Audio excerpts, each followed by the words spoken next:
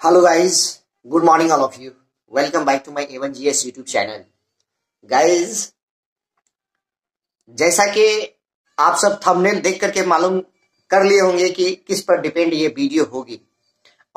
नमस्कार दोस्तों, बिहार विद्यालय परीक्षा समिति पटना द्वारा बिहार डीएलएड नामांकन को लेकर एक काफ़ी अच्छी न्यूज़ निकल के आ रही है और पूरी डिटेल नोटिफिकेशन आ चुकी है कि जो भी छात्र छात्राएं साल 2023 से 25 के लिए बिहार से डीएलएड करना चाहते हैं वो भी सरकारी कॉलेज से, तो उनके लिए काफ़ी राहत भरी खबर है। इस वीडियो को आप अंत तक देखिएगा, बहुत सारी जानकारी हम समझेंगे बिहार डीएलएड नामांकन को लेकर, क्योंकि काफ़ी सारे बदलाव हुए हैं। इस बार जो भी कैंडिडेट नामांकन लेंगे उनको ये सारे टर्म एंड कंडीशन को समझना बेहद ज़रूरी होगा। अगर आप नहीं समझेंगे फिर आपको नामांकन लेते समय कई सारी परेशानियों को सामना करना पड़ेगा। वीडियो को अभी तक लाइक नहीं किया है तो लाइक जरूर कर दे, साथ ही वीडियो को अपने दोस्तों के साथ भी शेयर कर दे, ताकि जो भी छात्र छात्राएं बिहार डीएलएड में नामांकन लेना चाहते हैं वो इस नोटिफिकेशन को पढ़कर पूरी जानकारी को समझ पाए या इस वीडियो को देखने के बाद उनका सारा डाउट क्लियर हो पाए।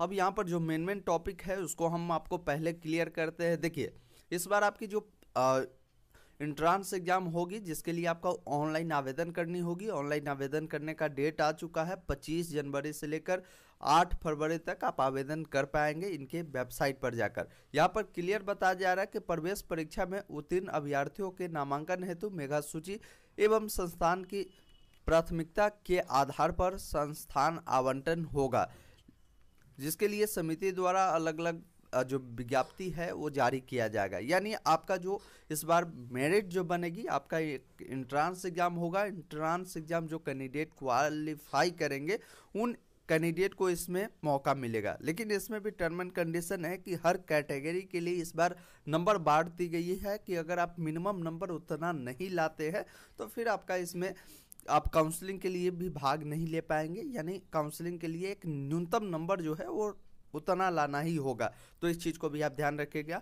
आगे हम सारी जानकारी को और भी डिटेल आपको समझाएंगे। यहाँ पर बताया गया है कि जो भी छात्र छात्राएं आवेदन करना चाहते हैं उनको शैक्षणिक योग्यता क्या होनी चाहिए उसकी जानकारी दी गई है। तो देखिए, इसके लिए आप 12th अगर 50% अंकों के साथ कम से कम पास किए हैं तो इसके लिए आप अप्लाई कर सकते हैं। दूसरा, वैसे कैंडिडेट जो इस बार इंटर का एग्जाम दे रहे हैं वो कैंडिडेट भी अप्लाई कर सकते हैं। उनका नंबर अभी काउंट नहीं होगा, लेकिन जब आप एग्जाम देंगे तो कम से कम 50% आपका नंबर होनी चाहिए। और यहाँ पर कोई दिव्यांग कैंडिडेट होंगे उनको 5% का छूट मिलेगा, यानी आपका 45% नंबर भी होगा फिर भी आप आवेदन कर सकते हैं।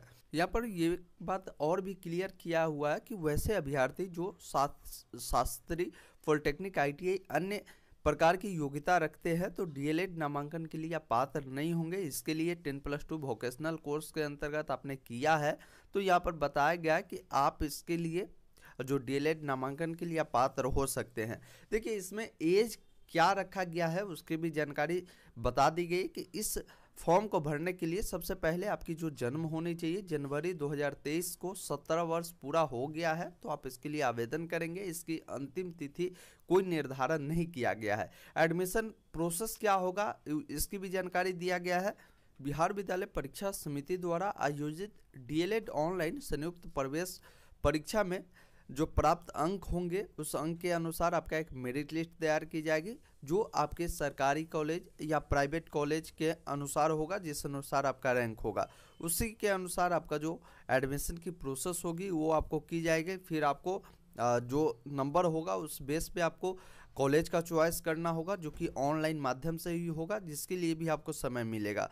उसके बाद यहाँ पर बताया गया कि मिनिमम क्वालिफाइंग मार्क्स क्या होनी चाहिए उसकी जानकारी दी गई कि डीएलएड संयुक्त प्रवेश परीक्षा में उत्तीर्णता हेतु न्यूनतम अर्हता अंक जो होगा अनारक्षित श्रेणी के जो भी उम्मीदवार होंगे उनको 35% है, तथा आरक्षित श्रेणी के जो भी उम्मीदवार हैं उनको 30% अंक होनी चाहिए, तब आप यहाँ पर चॉइस फिलिंग कर पाएंगे।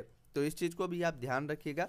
फिर आपका जो आरक्षण है किस कैटेगरी के लिए क्या आरक्षण होगी उसकी भी आपको जानकारी समझाई गई, जो आप देख सकते हैं। क्षैतिज आरक्षण के बारे में भी बताया गया है। आइए और भी जानकारी समझते हैं। जो कैंडिडेट आवेदन करेंगे तो कितना फी आपको देने पड़ेंगे उसकी भी जानकारी दी गई कि आवेदन की जो तिथि हमने पहले भी क्लियर कर दिया कि 25 तारीख से लेकर 8 फरवरी तक रखी जाएगी। जो इच्छुक उम्मीदवार है आवेदन करना चाहते हैं तो आप वेट कर सकते हैं, उस दिन हम आपको डिटेल वीडियो लाएंगे। लिंक एक्टिव जैसे ही होगा कैसे फॉर्म को आप अप्लाई कर पाएंगे। देखिए, अगर कोई कैंडिडेट सामान्य कोटि से आते हैं, आर्थिक रूप से पिछड़े सामान्य कोटि के अभ्यर्थी है, पिछड़े वर्ग या अति पिछड़े वर्ग के अभ्यर्थी है तो उनको 960 रुपये देने होंगे। अनुसूचित जाति, अनुसूचित जनजाति या दिव्यांग जो अभ्यर्थी है उनको 760 रुपये आपको देने पड़ेंगे। अब इस बार जो बदलाव हुई है उसमें काफ़ी बड़ी बदलाव ये है कि आपकी जो इंट्रांस एग्ज़ाम होगी यानी प्रवेश परीक्षा के लिए जो एग्ज़ाम होगी ये ऑनलाइन माध्यम से होगा, यानी CBT के माध्यम से आयोजन किया जाएगा। जिसमें इससे पहले क्या होता था कि 450 अंकों का प्रश्न पूछे जाते थे, लेकिन इस बार से 120 प्रश्न ही पूछे जाएंगे और 120 अंक के ही होंगे। इसमें कोई निगेटिव मार्किंग नहीं है और यहाँ पर बताया गया कि ये जो प्रश्न होंगे ये बहुविकल्पीय होंगे। साथ ही आपको बता दें परीक्षा की जो अवधि होगी बताया जा रहा है कि 2.5 घंटा यानी 150 मिनट की आपको दिए जाएंगे। अब प्रश्न कहाँ कहाँ से पूछेंगे, ये सभी प्रश्न जो होते हैं ये आपको मैट्रिक लेवल के ही होते हैं। जिसमें देखिए आपका जो सामान्य हिंदी है या जो कैंडिडेट उर्दू लेंगे तो उनको यहाँ पर बताया गया कि 25 नंबर के पूछे जाएंगे। गणित में आपको 25 नंबर होगा, विज्ञान में आपका 20 नंबर होगा, वही सोशल स्टडीज है उसमें 20 नंबर होगा, जनरल इंग्लिश है उसमें 20 नंबर होगा। उसके अलावा लॉजिक एनालिटिकल रीजनिंग जो होंगे वो 10 नंबर के होंगे। कुल 120 प्रश्न पूछे जाएंगे और प्रत्येक प्रश्न 1 अंक का होगा, यानी टोटल 120 नंबर के जो आपकी एग्जाम है ली जाएगी, जिसके लिए 2.5 घंटे की समय आपको दी जाएगी। अब ऑनलाइन आवेदन कहाँ से होगा तो जिसकी भी जानकारी दी गई कि इनके जो वेबसाइट है secondary.biharboardonline.com से आप इस फॉर्म को भर पाएंगे। और भी जानकारी आपको दी गई है जो आप डॉक्यूमेंट के रिगार्डिंग भी है, हम सारी जानकारी आपको समझाएंगे। वीडियो थोड़ा सा लंबा होगा लेकिन आपके लिए काफ़ी इंपॉर्टेंट होगा, क्योंकि जब आप फॉर्म भरेंगे उस समय कोई समस्या का सामना आपको नहीं करना पड़ेगा। परीक्षा फॉर्म कैसे भरना है उसकी जानकारी दी गई कि पहले आपको रजिस्ट्रेशन करना होगा, फिर आपको ID पासवर्ड मिलेगा जिस मदद से लॉगिन करके आप इसके लिए अप्लाई कर सकते हैं। अब इसके लिए जो कैंडिडेट फ़ोटो क्लिक करवाएंगे, फ़ोटो आपका रंगीन होनी चाहिए जिसका साइज 100 से 150 KB के बीच होगी। अब वही बात करें सिग्नेचर का तो सिग्नेचर आपका 50 से 100 KB के बीच होगा। देखिए ध्यान रखिएगा, इसमें जो भी डॉक्यूमेंट आपको बताया गया और डॉक्यूमेंट आप रेडी रखिएगा।